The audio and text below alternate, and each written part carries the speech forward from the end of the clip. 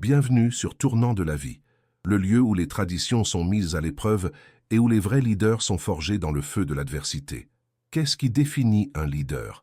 L'héritage que nous portons sur notre tête ou le courage que nous portons dans notre cœur? Si vous croyez en la force de redéfinir l'avenir, abonnez-vous, laissez un like et partagez. Dans les lointaines montagnes de l'épine dorsale du monde, nichée dans une vallée verdoyante, vivait une communauté matriarcale dont le leadership était aussi rare que sacré.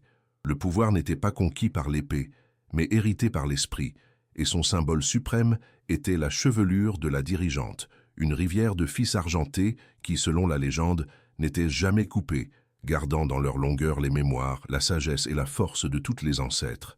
L'élection de la nouvelle matriarche approchait, et le cœur du peuple avait déjà choisi. Yara, une jeune herboriste aux mains douces et à l'âme compatissante, était la favorite. Ses cheveux, une cascade argentée qui touchait presque le sol, étaient reconsidérés comme la preuve vivante de sa connexion avec le passé et de son aptitude à guider l'avenir. Mais dans toute histoire de lumière, une ombre aspire au pouvoir. Serena, la cousine de Yara, observait l'adoration du peuple pour sa rivale avec un venin qui lui rongeait l'âme. Par droit d'aînesse, elle croyait que le leadership lui revenait, un prix à réclamer, non un fardeau à servir. Elle méprisait les vieilles traditions, voyait les légendes comme des superstitions de paysans et secrètement maudissait le poids des cheveux qu'elle aussi était forcée de garder. À ses yeux, Yara n'était pas une leader née, mais une simple d'esprit qui séduisait le peuple avec des gestes de fausse humilité. La jalousie qu'elle ressentait n'était pas seulement pour le pouvoir que Yara était sur le point d'assumer, mais pour la facilité avec laquelle elle l'avait conquis, à travers un amour sincère que Serena ne parviendrait jamais à inspirer. Serena, sachant que le cœur du peuple ne lui appartiendrait jamais lors d'une élection juste, décida que si elle ne pouvait conquérir le trône, elle le profanerait. Sa seule chance était de détruire ce qui rendait Yara sacrée aux yeux de la communauté. Le plan naquit de la tradition même qu'elle méprisait, un piège pervers déguisé en piété. La nuit précédant le vote, la nuit de la nouvelle lune, un temps sacré de réflexion, Serena aborda Yara avec un visage de fausse révérence. « Cousine, dit-elle, la voix un murmure de soie empoisonnée, les ancêtres m'ont rendu visite en rêve. Elle demande que les deux candidates passent par un dernier rituel de purification ensemble, au bord de la rivière des âmes, afin que la nouvelle leader soit choisie avec un esprit pur. Yara, dont le cœur pur ne connaissait pas la duplicité, vit dans l'invitation un geste d'union et accepta, sans savoir qu'elle marchait vers son propre sacrilège. La rive de la rivière était enveloppée d'une brume froide, la lune une fine faucille dans le ciel de velours. Deux des partisanes de Serena attendaient, tenant des torches qui projetaient des ombres dansantes. Ce qui commença comme un chant de purification devint rapidement une embuscade. Les partisanes saisirent Yara, l'immobilisant, leur force une surprise brutale. Serena émergea des ombres, non avec des herbes sacrées, mais avec une lame de tonte froide et profane à la main. Dans un acte de sacrilège qui fit taire le vent lui-même, elle attrapa les cheveux argentés de Yara, l'histoire vivante de sa lignée, et commença à couper. Mèche après mèche, les mémoires des ancêtres tombèrent sur la terre humide, avant d'être poussées du pied dans le courant sombre. Une leader sans mémoire n'est qu'une femme ordinaire, se moqua Serena, avant de se tourner et de laisser Yara là, dépouillée, en état de choc, sentant non pas le froid de la nuit, mais le vide glacial, là où sa force avait un jour résidé. L'aube révéla la profanation. Quand Yara retourna au village, chancelante, le crâne irrégulièrement rasé et les yeux vides de choc, la nouvelle se répandit comme une traînée de poudre. Un cri collectif d'horreur et d'incrédulité résonna dans la vallée. Pour la communauté, ce n'était pas seulement un acte de violence, c'était un présage terrible. La leader qu'ils avaient choisie dans leur cœur était maintenant brisée, sa connexion avec les ancêtres violemment coupée et jetée dans la rivière. Serena, maîtresse de la manipulation, profita du chaos. Avec des larmes de crocodile, elle se présenta comme la sauveuse, la seule qui pouvait apaiser les esprits. « Les ancêtres l'ont rejetée !» clama-t-elle à la foule effrayée. « La marque de son leadership a été enlevée. Moi, de par ma lignée, je dois assumer ce fardeau et restaurer l'ordre qui a été brisé. La peur et la superstition étaient ses alliés, et elle les utilisa pour empoisonner les esprits du peuple. Désolée et humiliée, Yara ne put supporter les regards de pitié et de peur de son propre peuple.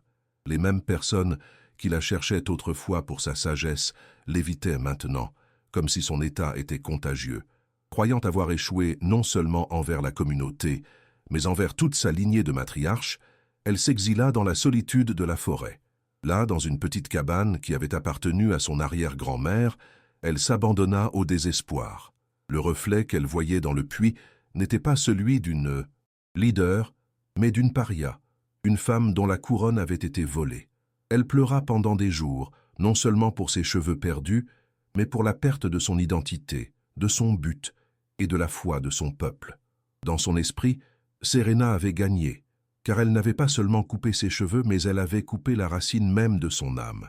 Yara est dans son moment le plus sombre, exilée et croyant avoir tout perdu. Mais, comme nous le savons sur Tournant de la vie, c'est souvent au fond du gouffre que l'on trouve la force de gravir la montagne. Espérez-vous voir Yara se relever? Si sa résilience vous inspire, montrez votre soutien en laissant un like sur cette vidéo. Et maintenant, la question pour les commentaires. Croyez-vous que les traditions doivent être préservées à tout prix ou qu'elles doivent évoluer avec le temps? Un après-midi pluvieux, alors que le son de l'orage semblait faire écho au tumulte de son âme, Yara, dans sa cabane en forêt, cherchait du bois. Sec, en déplaçant un vieux coffre en cèdre, un double fond se détacha, révélant un petit journal relié en cuir, les pages jaunies par le temps.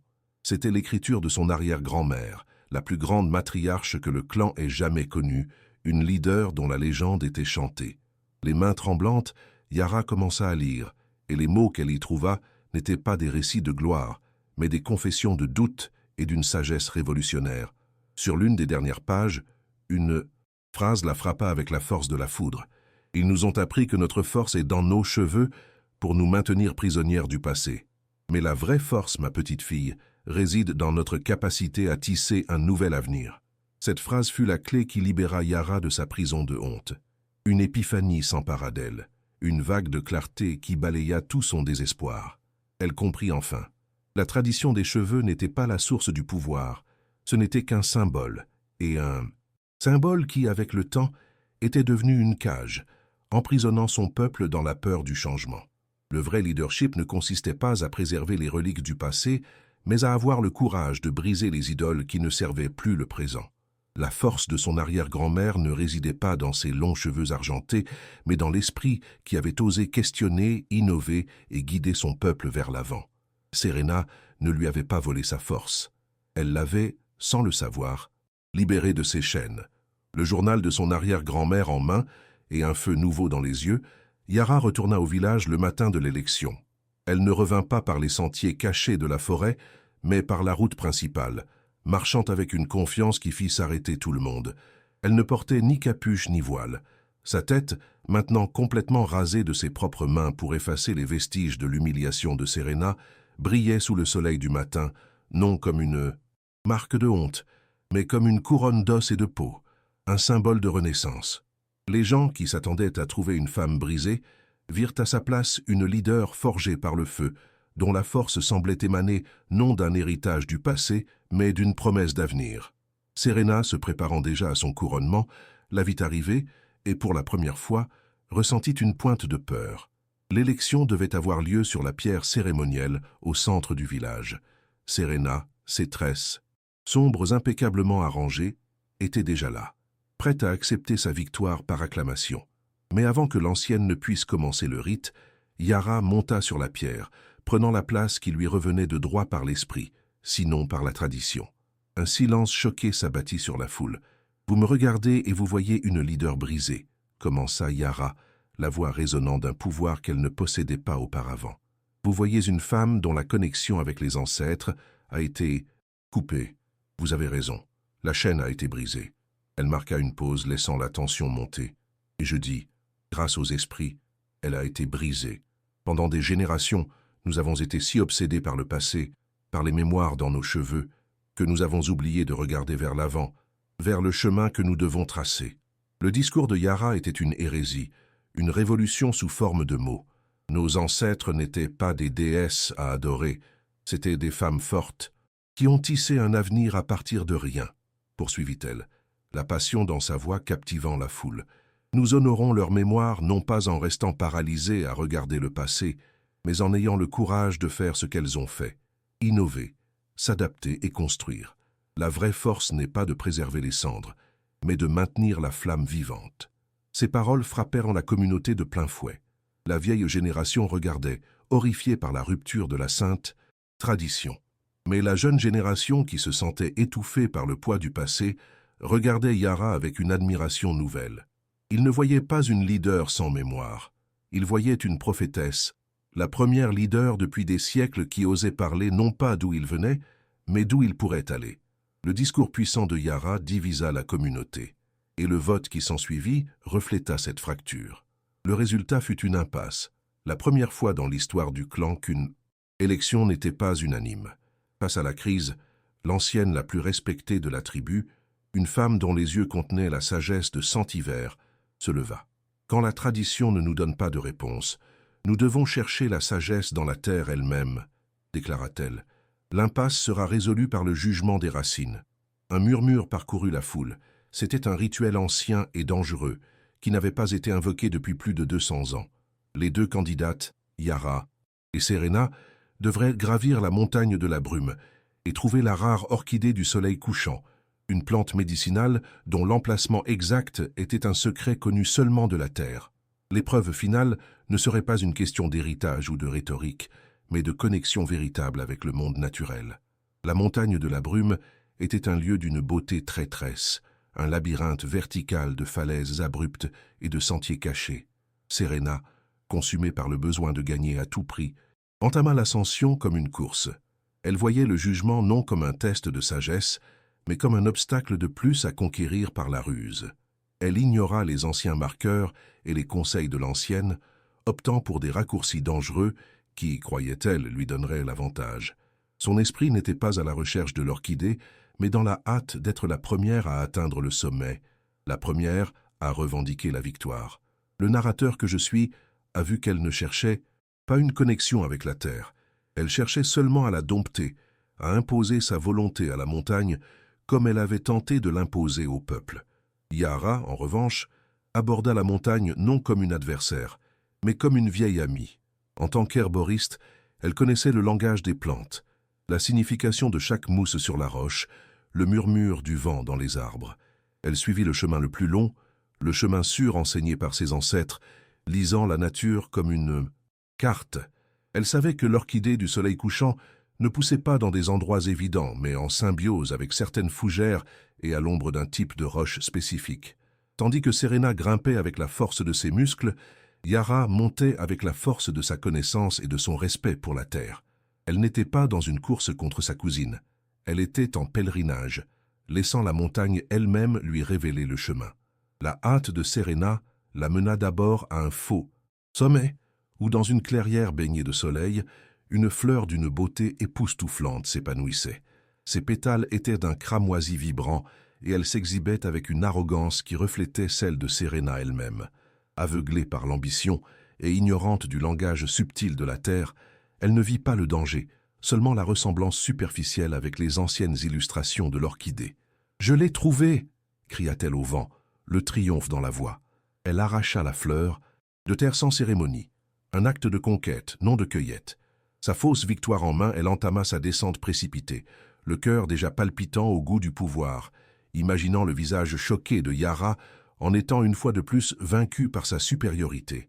Yara, cependant, ne cherchait pas une beauté évidente. Ses connaissances d'herboriste lui disaient que les plantes les plus puissantes sont rarement les plus voyantes. Elle suivit les signes, la mousse qui ne poussait que sur des roches, contenant un type de minéral spécifique, la direction du vent qui indiquait une faille protégée. Le chemin l'emmena loin du faux sommet, vers une petite grotte cachée derrière une cascade. Et là, poussant dans l'humidité et la pénombre, protégée du monde, se trouvait la véritable orchidée du soleil couchant. Ses pétales n'étaient pas vibrants, mais d'un blanc translucide, presque fantomatique, et ils dégageaient un doux parfum de terre et de pluie. Avant de l'accueillir, Yara fit une prière de remerciement à la montagne, un geste de respect. Elle ne prit pas la fleur, elle la reçut comme un cadeau que la terre lui confiait. Les deux cousines retournèrent au village à la tombée de la nuit, où toute la communauté les attendait dans un silence tendu. Serena arriva la première, courant au centre du cercle, brandissant la fleur cramoisie comme un trophée de guerre. « J'ai gagné !» déclara-t-elle, la voix forte et pleine d'arrogance. « La montagne m'a choisi. Je suis la vraie leader. » Elle s'agenouilla devant l'ancienne en chef, présentant la fleur vénéneuse avec un sourire triomphant. L'ancienne, cependant, ne toucha pas la plante. Son visage, une carte de rides et de sagesse, resta impassible, le regard fixé non sur la fleur, mais sur le cœur de Serena. Le silence de l'ancienne était plus lourd et plus réprobateur que n'importe quel mot d'accusation, et le sourire de Serena commença à vaciller, une graine de doute germant enfin dans son âme ignorante. Quelques minutes plus tard, Yara arriva sans hâte, le pas ferme et serein. Elle n'annonça pas sa victoire, se contentant de s'agenouiller à côté de Serena et de présenter son humble fleur blanche à l'ancienne. La vieille matriarche bougea enfin. Avec une révérence prudente, elle prit l'orchidée de Yara et la leva pour que tous la voient. Puis elle se tourna vers Serena, le regard tranchant. « Tu nous apportes une fausse dame, » dit l'ancienne, la voix résonnant d'une autorité inquestionnable, en nommant la plante vénéneuse. « Elle est belle, mais son contact apporte la fièvre et ses racines, la mort. Tu as grimpé avec hâte et convoitise, et la montagne ne t'a offert que le reflet de ta propre âme creuse. » La révélation, simple et dévastatrice, exposa non seulement l'ignorance de Serena sur la terre, mais la vraie nature de son esprit, pour que toute la communauté puisse le voir. L'humiliation de Serena fut totale et écrasante. Devant la vérité exposée par l'ancienne, son arrogance se brisa enfin, révélant la panique en dessous. C'est à ce moment de faiblesse que ces deux partisanes qui l'avaient aidé à attaquer Yara, prises de culpabilité et de peur du jugement des esprits de la montagne, tombèrent à genoux et avouèrent tout. Elles racontèrent l'embuscade à la rivière, la coupe sacrilège des cheveux et la conspiration de Serena pour voler le leadership. La confession fut le coup de grâce. Le conseil des anciennes n'eut pas besoin de délibérer. La sentence fut prononcée sur le champ. Le bannissement. Serena ne serait pas exécutée pour sa méchanceté, mais exilée pour sa déconnexion, pour avoir prouvé qu'elle ne partageait ni l'honneur, ni la sagesse, ni l'âme de son peuple. Elle fut chassée de la vallée sacrée, condamnée à errer dans le monde extérieur, un monde qu'elle admirait tant mais auquel elle n'appartenait pas. La justice restaurée, l'ancienne en chef se tourna vers Yara, qui restait agenouillée, son crâne rasé brillant sous la lumière de la lune. Elle prit la véritable orchidée du soleil couchant, et au lieu de la placer sur un autel, l'attacha délicatement à une broche sur l'épaule de Yara. Les cheveux étaient le symbole du passé, de la mémoire que nous gardons, dit l'ancienne, la voix maintenant douce et pleine d'émotion. Mais toi, ma fille, avec ton courage de briser la tradition et ta sagesse d'écouter la terre, tu es le symbole de l'avenir. Ton crâne rasé n'est pas un signe de perte, mais une toile vierge, prête pour qu'une nouvelle histoire soit écrite. Et devant son peuple qui l'acclamait maintenant dans un rugissement d'approbation, Yara, la leader chauve et herboriste, fut couronnée non pas d'un héritage, mais d'un but. Sous la direction de Yara, la communauté prospéra comme jamais auparavant. Elle honora le passé, préservant les histoires et la sagesse des ancêtres, mais n'en devint pas prisonnière. Avec le courage d'une visionnaire, elle tissa un nouvel avenir, ouvrant des routes commerciales pour les herbes rares de ces montagnes et créant une école où les enfants apprenaient aussi bien les anciens chants que les nouvelles sciences. L'image de la leader chauve avec une orchidée sur l'épaule devint le nouveau symbole du pouvoir, une représentation que la force de son peuple n'était plus liée à un seul cheveu, mais s'épanouissait à partir de ses racines profondes dans la terre et de sa capacité à s'adapter et à grandir. Elle leur enseigna à tous que la tradition doit être une fondation, non une ancre. Et ainsi, la légende de la leader sans cheveux devient un conte sur la vraie nature de l'héritage et du pouvoir. Serena, dans son arrogance, s'est accrochée au symbole, mais en a oublié le sens. Elle voyait les cheveux comme une couronne à voler, sans se rendre compte que la vraie couronne était la sagesse et la compassion que Yara portait dans son cœur. Cette histoire nous enseigne que les traditions qui ne servent plus la croissance d'un peuple doivent être élaguées, afin que l'arbre de la communauté puisse pousser plus fort. Et la leçon finale est que, parfois, il faut être dépouillé de tout ce que l'on croit être la source de notre force pour découvrir que notre pouvoir le plus véritable ne se trouve pas dans ce que nous portons sur notre tête, mais dans ce que nous cultivons au fond de notre âme. Yara nous a enseigné que, parfois, Il faut briser la tradition pour sauver son peuple. Ici, sur Tournant de la vie, nous croyons au courage de redéfinir l'avenir.